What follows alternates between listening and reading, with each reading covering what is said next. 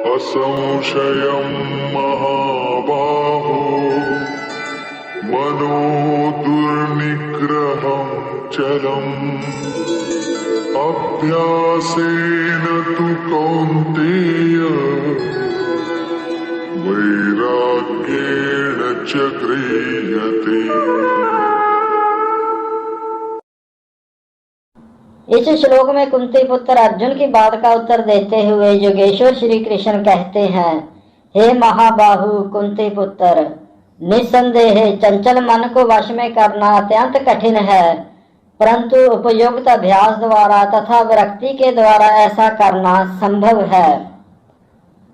हर हर महादेव। मित्रों, पिछले 2 श्लोकों में अर्जुन ने मन के चंचल होने के कारण उसे वश में करना अत्यंत कठिन बताया, तो भगवान श्री कृष्ण जी ने अर्जुन का संशय उसका निवारण करने के लिए आगे के श्लोकों में कुछ बातें बताई हैं।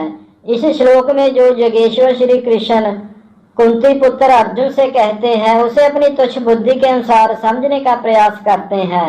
पर उससे पहले मित्रों, अगर आपने अभी तक इस चैनल को सब्सक्राइब नहीं किया है तो सब्सक्राइब भी अवश्य कर लें।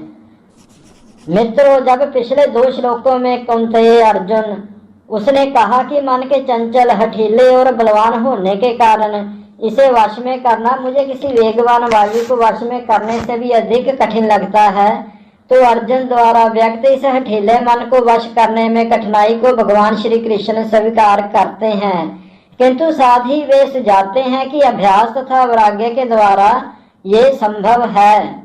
भगवान श्री कृष्ण जी ने अर्जुन से कहा कि महान कार्य करने के लिए प्रयत्नशील महाबाहु अर्थात बलिष्ठ भुजाओं वाले अर्जुन, निसंदेह ये मन चंचल है, ये बड़ी कठिनाई से वश में होने वाला है, परंतु हे कुंते ये अभ्यास तथा वैराग्य के द्वारा वश में होता है।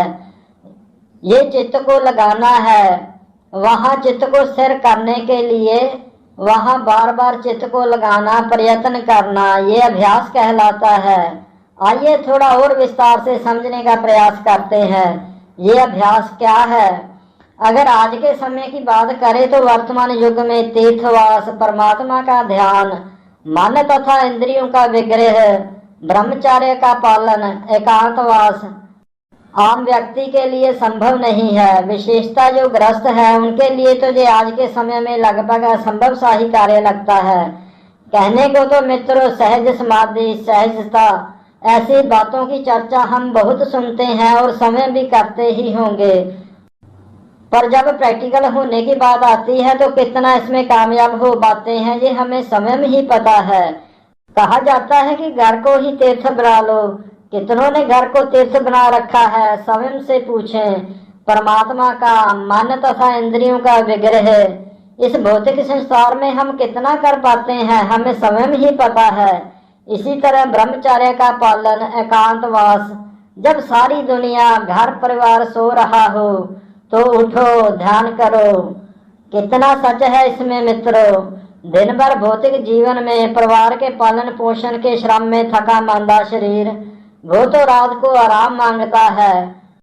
कहाँ रात के एकांतवास में वो प्रभु चिंतन, प्रभु सिमरन में लग पाएगा जो दिन भर श्रम से थका मांदा हो।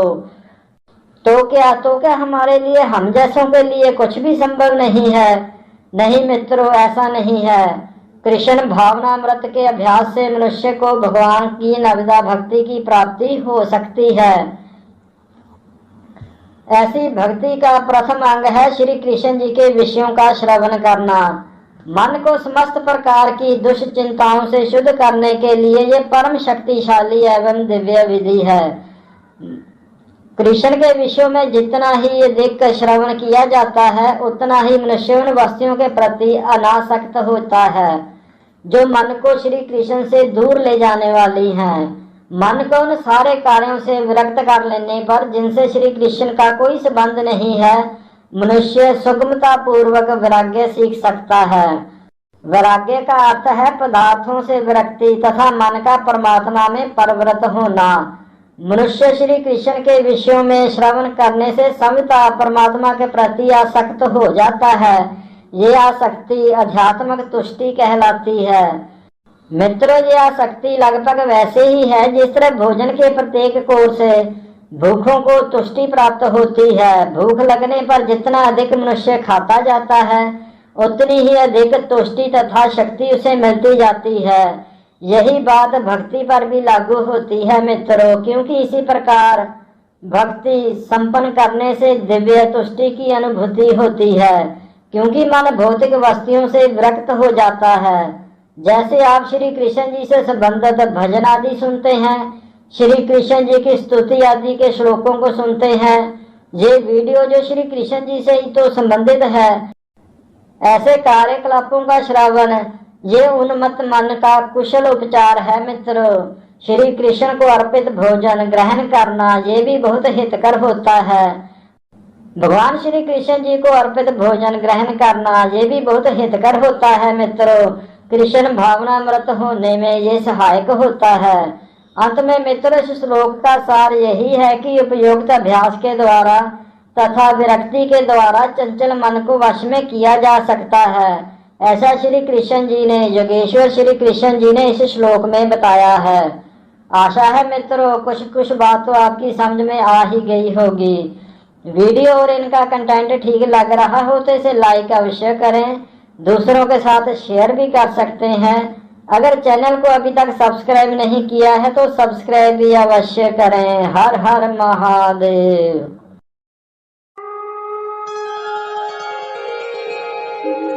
असंशयं महाबाहो मनो दुर्निग्रहं चलम् अभ्यासेन तु कौन्तेय